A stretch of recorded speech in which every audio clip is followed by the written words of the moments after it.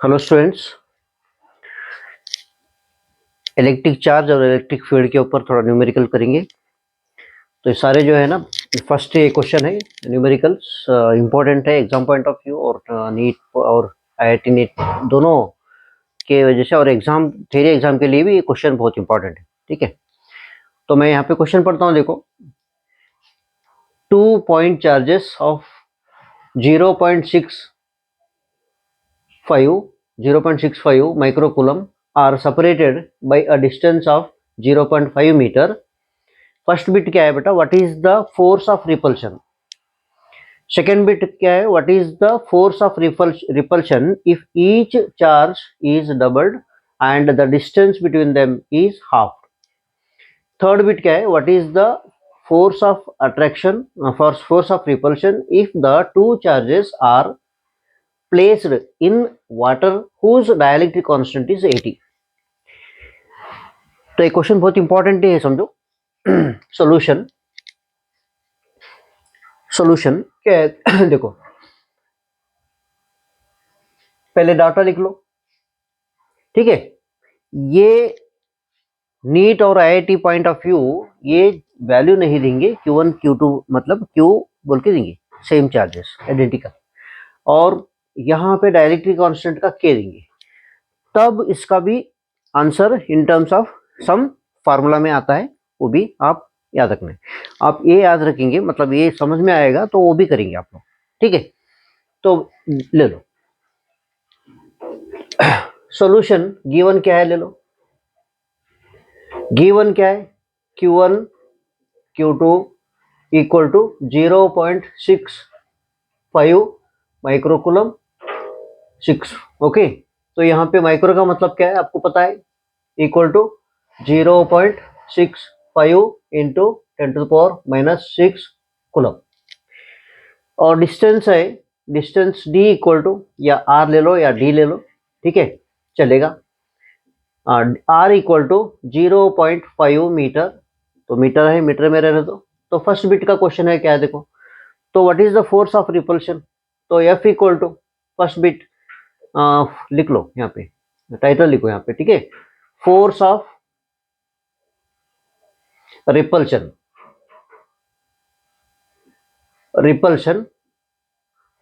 तो F equal to 1/4πε0 Q1 Q2 divide by r square. तो इसका वैल्यू कितना है?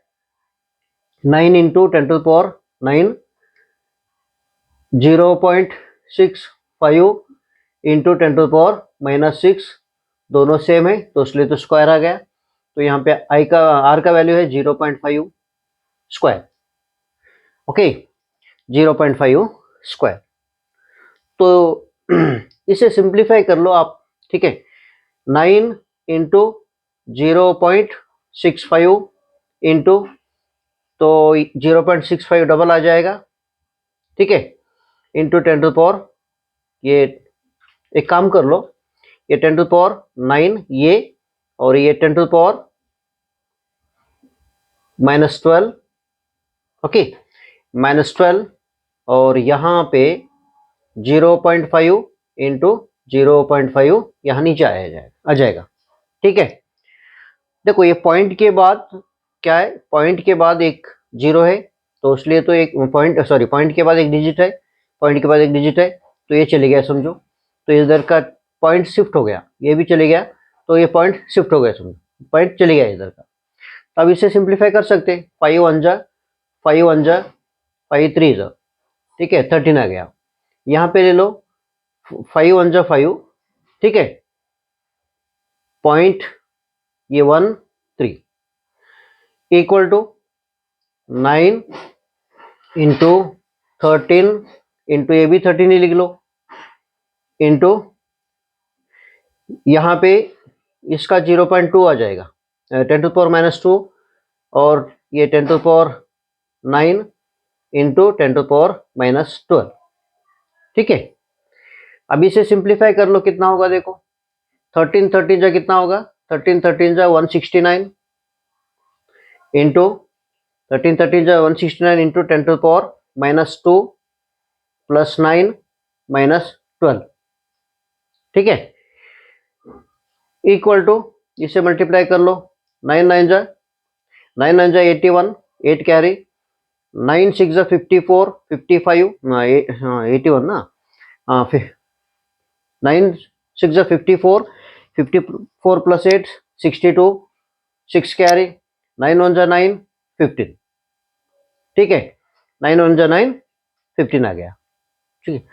तो यहाँ पे इसका वैल्यू कितना आएगा, देखो ये -14 plus 9, -14 plus 9 10 to the power कितना होगा, 10 टू द पावर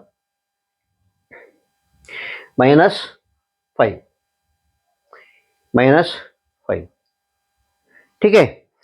तो इसका एग्जैक्ट आंसर कितना आएगा, एग्जैक्ट आंसर, हाँ चलो, तो यहाँ पे अगर इसको पॉइंट शिफ्ट करेंगे तो यहाँ पे ये पॉइंट यहाँ आ जाएगा, देखो कितना 1 2 3 डिजिट पार करा, तो इसमें से 3 कम करो, 3 कम कर ले तो 2 हो जाएगा, ये न्यूटन, ये फर्स्ट बिट का आंसर आ गया बेटा, ठीक है, फर्स्ट बिट का आंसर। और सेकेंड बिट का आंसर क्या है देख लो, सेकेंड बिट का आंसर मैं इधर करता हूं, सॉल्यूशन फॉर सेकेंड बिट, ठीक है, सॉल्यूशन फॉर सेकेंड बिट के, सेकेंड बिट का फार्मूला में सेकेंड बिट का क्या है, देखो एफ डैश ले लो, इक्वल टू, ये तो उतना ही रहेगा, कांस्टेंट का वैल्यू कांस्टेंट ही रहेगा, ठीक है, 9 इंटू 10⁻⁹, और यहाँ पे क्या किया है, हर चार्ज को क्या किया है, डबल किया है, मतलब क्या है 2q और 2q, और डिस्टेंस को क्या किया है, हाफ किया है। तब क्या होगा, पहले फार्मूला बना लेंगे इसको, 9 इंटू 10⁻⁹, और ये 2 2 जब 4, ठीक है, 2 2 जब 4, ये भी 4 आ जाएगा, ऊपर चले जाएगा, 4 इंटू Q1 Q2 कितना होगा, Q स्क्वायर, दोनों सेम है, डिवाइड बाई R स्क्वायर, ठीक है, R स्क्वायर। तो यहाँ पे मैं ऐसे लिखता हूं, देखो ये कितना होगा 16, ब्रैकेट में मैं 9 इंटू 10⁻⁹ लिख लो, into Q square divide by R square, तो इसका वैल्यू कितना आया आपको देख लो वहां पे, इक्वल टू 16 इंटू, वैल्यू रखो डायरेक्ट 1.521 इंटू 10⁻⁻², तो इसको मल्टीप्लाई कर लो, ये मल्टीप्लाई करने के बाद ओके, ये मल्टीप्लाई करने के बाद कितना आया, 0.243, 0.243 न्यूटन, 243 न्यूटन, ओके। तो ये सेकेंड बिट का आंसर डायरेक्टली आप रख सकते, ठीक है, सेकेंड बिट का आंसर आप डायरेक्टली रख सकते। अगर एमसीक्यू में पूछे तो ये क्या लिखना है, ये तो पहले का जो वैल्यू रहता ना वो 16 टाइम्स बढ़ता।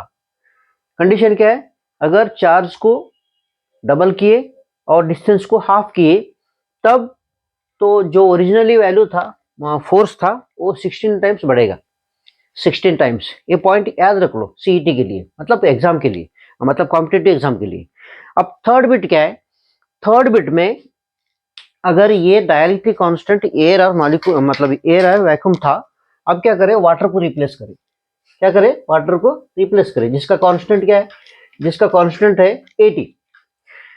तब तब जो नया, जब मीडियम में प्लेस करते तो उसका फार्मूला मैं डायरेक्टली रखता हूं, देखो थर्ड बिट का क्या है, एफ एम, मीडियम ले लो, वाटर बोलो, ठीक है, वाटर का ले लो, इक्वल टू जो एयर का फार्मूला है उसका, उससे क्या है 80 से, मतलब क्या है डायरेक्टली कांस्टेंट से डिवाइड होता है, इक्वल टू, तो इसका वैल्यू कितना है, इसका वैल्यू, एयर का वैल्यू कितना है, 1.521 into 10⁻⁻² divide by 80, okay, divide by 80। तो इसे सिंप्लीफाई करने के बाद कितना आया, इसको सिंप्लीफाई करने के बाद 1.90 इंटू 10⁻⁻4 न्यूटन, ठीक है। तो ये एक बहुत इंपॉर्टेंट क्वेश्चन है, समझो, थ्योरी पॉइंट ऑफ व्यू आप याद रखिए, ठीक है।